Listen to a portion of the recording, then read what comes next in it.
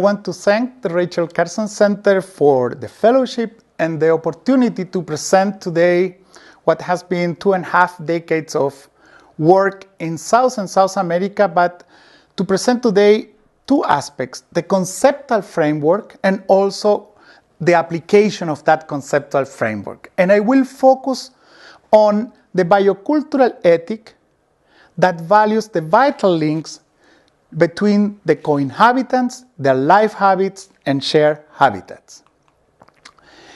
Today we're consuming the biosphere and mostly without a conscience. And I will focus on two gaps.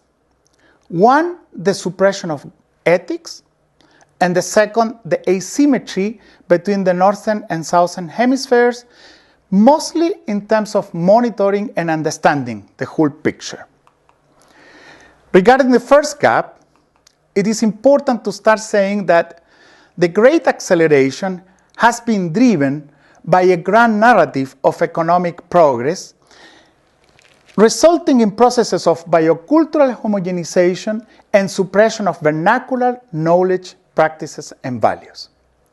This is stated clearly in a foundational document of the United Nations in 1951, which states, "Rapid economic progress is impossible without painful adjustments.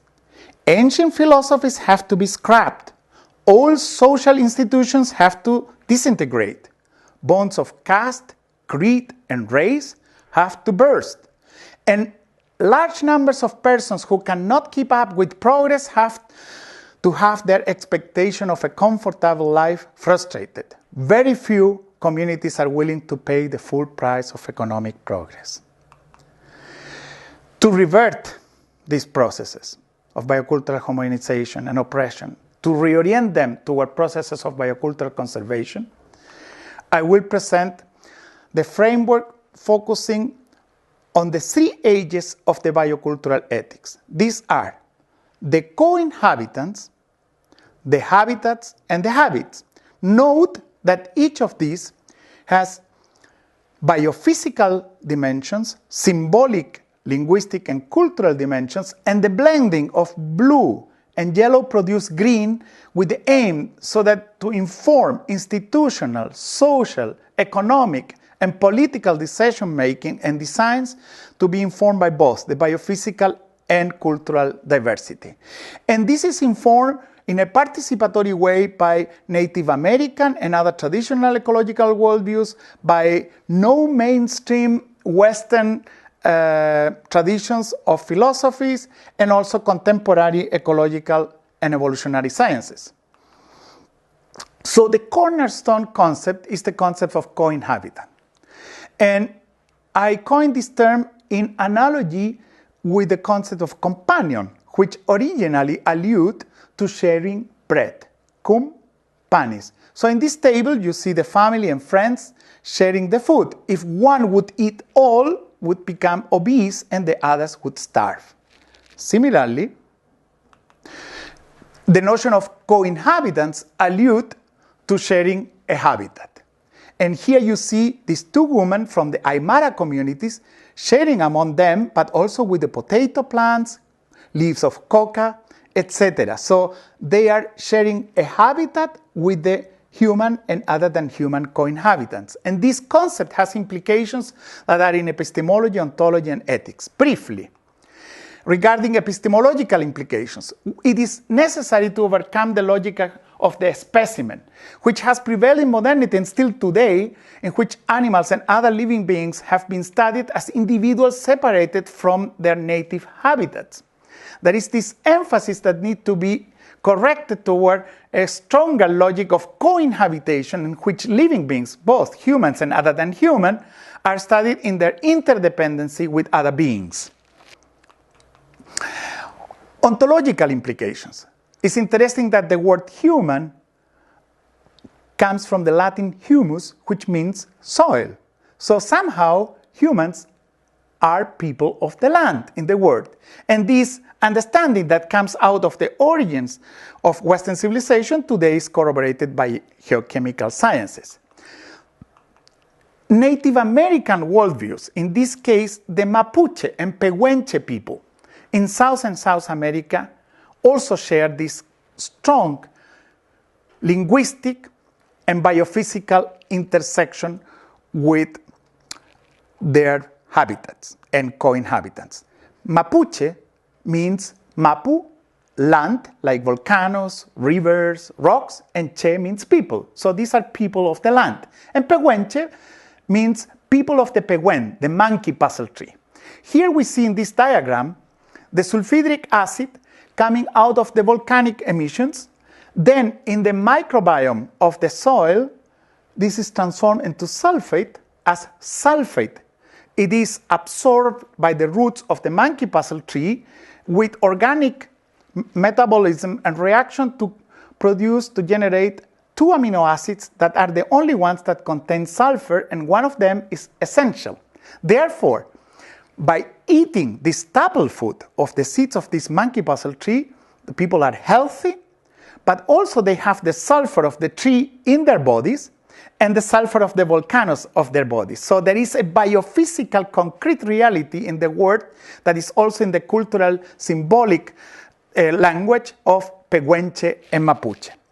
Similarly, in Central America, we know the people of the corn, and this wall painting shows faces of people on the sides of a corn plant, showing a non-hierarchical relationship of co-inhabitation. This ontology and epistemology is at odds, is in contrast with what prevails today, which is denounced here by Joaquín Rodríguez del Paso, Costa Rican painter, in his painting Biodiversity, where he denounced what is going on and appeals to us that it is imperative to resolve the social environmental injustices that objectify, exploit, and commodify human and other than human beings, and to restore appreciation for the rich biological and cultural diversity of Latin America and other regions of the world. So, in the first slide, I had Tarsila do Amaral with Abaporu, painted in the first third of the 20th century, and Abaporu is a Tupi word that means man, Aba, who eats people. As a result of predation of nature, we're eating everything. It's a cannibalism resulting in self-destruction. At the same time, Totila Albert, a German-Chilean sculptor, has this La Tierra, earth, where you see man and woman intersected to create the earth in a not isolated, not competitive, not lonely, gluttonous individual, but in an intercultural, intergender integration that overcomes the dialectic between the conqueror and the conquered, between master and slave, between masculine and feminine, and to fertilize a biocultural reality in a new relationship of co-inhabitation. Regarding the second H, the word is habitat. And the word ethics originated from the Greek term ethos, which in its most archaic form meant a barn or a den. And today, based on ecological sciences, we can interpret ethos as a protected habitat, which requires life habits of care. And then we have life habits or habits.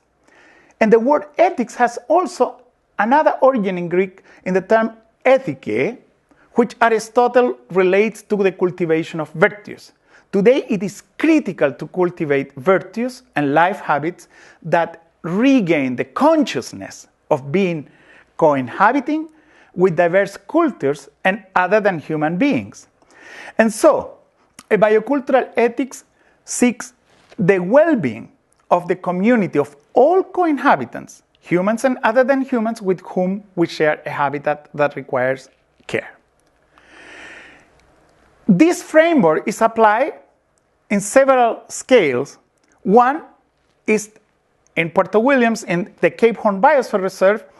Here we see the habitats of a wetland with the rushes, with the indigenous Yagan handcrafter, the birds, with the life habits of gathering rushes, weaving them, and ending in a basketry that has centuries of history. In Sado Island, in southern Japan, we have collaborated with philosopher Mitsuyo Toyota in the restoration of an estuary that had low price for real estate because of eutrophication. And so the life habit began to be the restoration, planting rushes. Once the water quality improved, reintroducing oysters, seaweeds, and today there are educational activities, gastronomic activities, where people can eat from that estuary. The co-inhabitants are back, and economically there is a new activity, but also real estate price elevated. So economy and ecology here go hand in hand. So the first gap I wanted to address with this systemic and contextual biocultural ethics, which demands conserving and or restoring the vital links between the co-inhabitants, their life habitats, and shared habitats. And the habitats are the condition of possibility for the diversity, both biological and cultural, in the interrelationship to flourish. If not, this would be void words, and there is no time. So I will turn now to action and application. So to addressing the second gap, I will address the asymmetry in one aspect for reorienting the Anthropocene, is to improve the gaps in monitoring of global change, to solve them. Today, the International Network of Long-Term Ecological Studies, you see each dot black, and you see Japan in the middle, and you cannot see the island, you only see the dots. They have so many sites that you cannot see what is below them. Similarly, Europe is crowded of LTR sites, and North America has a relatively well coverage, representative coverage. But until we started our project in the very far south of the Americas in Cape Horn, there was not a single site between 40 and 60 degrees south. Now, to start this, I had to present something that's very obvious, but had not considered so much, that the asymmetry between both hemispheres is maximum at 40, 60 degrees latitudes, where in the northern hemisphere, you see between the white bands there, most of the surface of the planet is land, 54%, and only 45% ocean. In contrast, in the southern hemisphere, at the same latitudinal range, you see that is almost only ocean, 98%, and only the tip is land. That has consequences for climate, for biogeography, etc. But in climates, let me focus here. You see in the upper graph that the temperature in the coldest months in January in Fairbanks, Alaska, is minus 20 degrees Celsius in average. And in average in August it's close to 15, so 35 degrees of amplitude in the year. And then in the contrast, in Cape Horn, you have 11 in the warmest month and 8 or 7 in the coldest month of August. So it's an order of magnitude of difference. This is not trivial because we have been talking about climate change, patterns, etc., based on the measurements made in the north, and the southern hemisphere remain invisible in its details.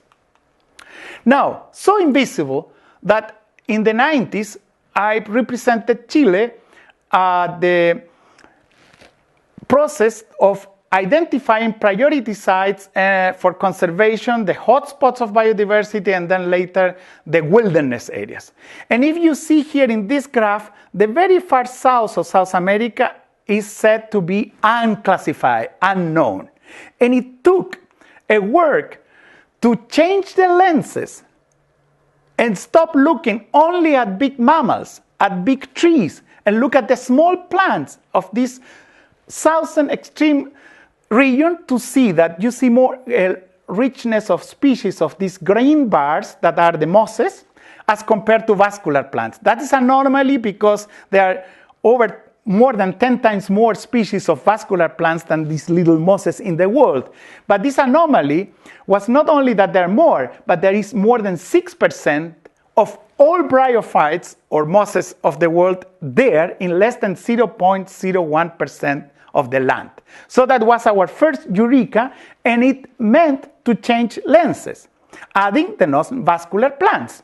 Now, this first eureka led us to a second milestone, which was to create the Cape Horn Biosphere Reserve through a participatory process of 6 years. And this is the first world's biosphere reserve created on the basis of the diversity of little plants. I was in Paris and they told me, why not to have a whale, a woodpecker, a charismatic plant or animal, and then it will trickle down. Well, we know in Chile, in our experience with the Chicago boys, that trickle down does not work. And I'm very happy and proud that we were able to have this proposal approved on the basis of the little lichens and mosses.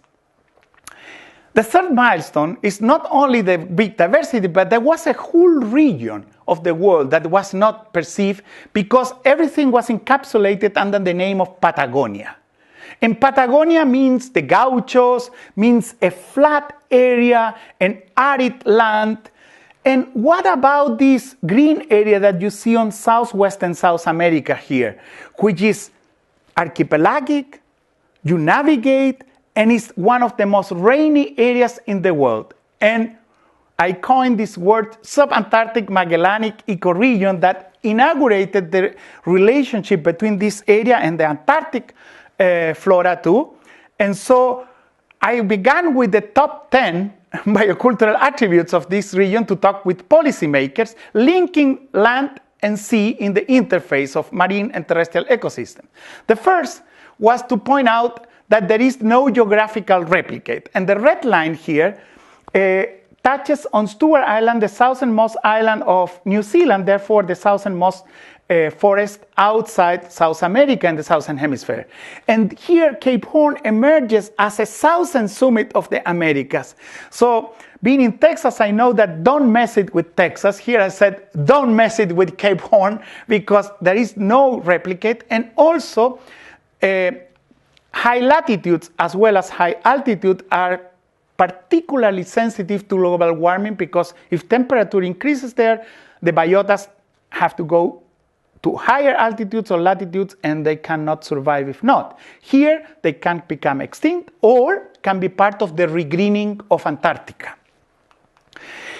The other is a unique attribute that I want to point out here is that because it was surrounded by the arid Patagonia and the deserts and the Cordillera and the ocean, this has a high endemism like islands. 9 of 10 vascular plants are endemic, and more than 60% of the little mosses and liverworts. Finally, I want to point out another attribute, which is because it is so remote, it has remained outside the patterns of wind circulation of chemical elements that produce acid precipitation. And acid rain has been absent in this southern extreme of the Americas. Therefore, there is a kind of Jurassic Park with some taxa of invertebrates that have become decimated or even extinct in other regions of the world. Of course, it has also an economic importance because we have the Patagonian ice fields, which are, besides Antarctica, the largest reservoirs of fresh water in the southern hemisphere and is the cleanest waters of the world. Therefore, it has implications for health and for economy. A fourth milestone was, well, how we convey a message to the Chilean government and the world to communicate this. And then we said Cape Horn is a sentinel site for global climate change and also for planetary sustainability. And this is a process that is still going on, but it was significantly strengthened with the arrival of the optic fiber that connects several points, including Diego Ramirez Island at the very extreme of the shelf there, which is the southernmost island of the Americas, and then Cape Horn and other islands south of Tierra del Fuego, connected to the other centers in Chile and the world today. Now, then a fifth milestone between 2015 and 2019. It was not enough with that pattern from the Diego Ramirez Archipelago studies, we discovered seamounts, a trench there, and we went to propose the creation of the Diego Ramirez Drake Passage Marine Park, 15 million hectares, which was created on January 21st, 2019.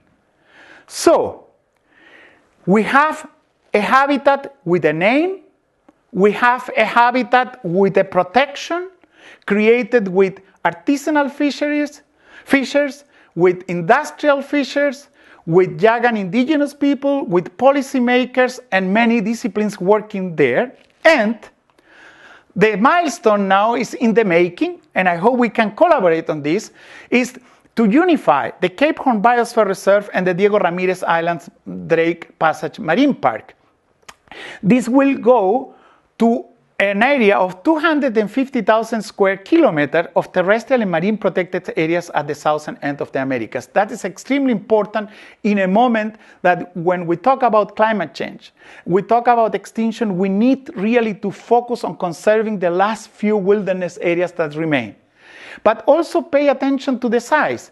It's more than 3 times larger than whole Bayern and more than 6 times larger than Switzerland. So is an area where the current governor, the government, and policymakers and authorities are eager to partner to protect as habitat for the region, for the country, and for the biosphere at the planetary scale.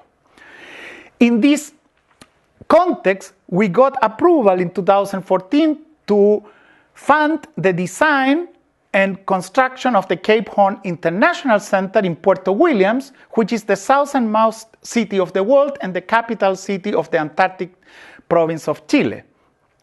The building has 3 areas, one for technical education, mostly but education from the preschool really to the higher education with emphasis on conservation, gastronomy, and other areas related to tourism of special interest, as well as sustainable energies. Conservation and sustainable tourism is linked to the network of biosphere reserve, particularly the Ibero-American network, and UNESCO will have there a place, an office.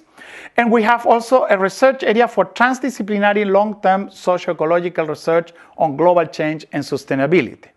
So the Cape Horn International Center is there in Puerto Williams. You see it here in the front. You see this city, which is a Navy basis, but has the hospital, has now a new infrastructure, and is being connected rapidly through new roads that will cross Tierra del Fuego to connect this, as well as a new airport and a Navy port. Today, thanks to the optic fiber, we're connected to several partners in Chile and around the world. And I wanted to combine the first part with the conceptual framework, with this second part of the application, because today is absolutely critical to protect habitats. For the functioning of the planetary biosphere, here is the subantarctic current and other things that affect the northern hemisphere if we conserve there, the well-being of human and other than human co-inhabitants, and also as a natural co-laboratory for the world in the 21st century. So, to value and protect the vital links among the habitats, the life habits, and the co-inhabitants, and thereby contributing to just and sustainable futures, we absolutely require to strengthen global and local collaborations, which is one of the reasons I am so happy to be here at the Rachel Carson Center. And second, with the concept of the biocultural ethics, I propose a resignification of ethics based on the understanding of the vital links between the life habits and habitats protected for the well-being of the community of human and other than human co-inhabitants. With this very quick overview of the conceptual framework on some of the applications, I really thank you all, but with a strong invitation to collaborate and work together for just and sustainable futures, from the south to the whole biosphere.